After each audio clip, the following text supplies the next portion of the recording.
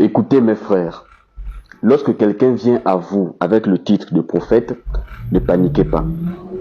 Ce n'est pas à vous de taxer quelqu'un de vrai ou de faux prophète. Il suffit de le laisser parler pour que la voix puisse trahir son identité. Parce que le prophète, le vrai prophète, lorsqu'il parle, sa voix traduit quelque chose. Le faux prophète aussi, lorsqu'il parle, sa voix traduit autre chose. La voix du vrai prophète, c'est quoi? Quand vous lisez le livre de Jérémie chapitre 1, Jérémie dit à Dieu qu'il n'a pas la parole facile pour aller parler. Mais Dieu réplique à Jérémie en disant, je vais mettre les paroles dans ta bouche. Autrement dit, la voix de Jérémie lorsqu'il parle, c'est la voix de Dieu. On reconnaît en Jérémie les paroles de Dieu. Mais lorsque Ananias s'est présenté devant Jérémie, Jérémie dit à Ananias, l'Éternel ne t'a point envoyé. Qu'est-ce qui a permis à Jérémie de conclure que l'Éternel n'avait pas envoyé Ananias? C'est parce que ce que Ananias disait n'avait aucun rapport avec la parole de Dieu. Ananias dit par exemple au peuple que Dieu va vous délivrer.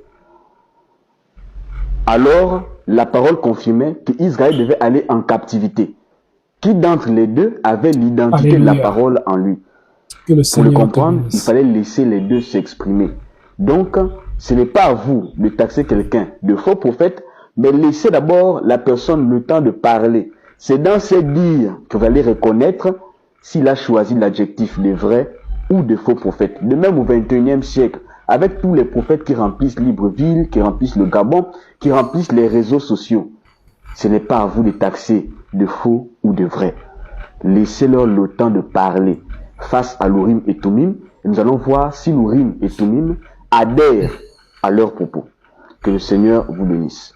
Alors, que la paix et la grâce de notre Seigneur vous bénissent. Sois béni, homme de Dieu, bien-aimé prédicateur Lancaster.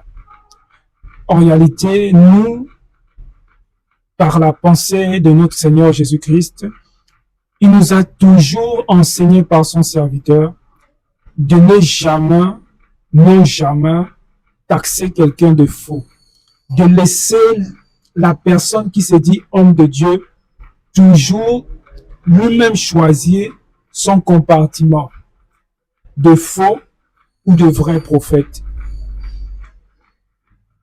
L'identité, vérification d'un homme de Dieu se fait que par la parole. Vous allez voir dans le livre de Genèse, lorsque Jacob voulait bénir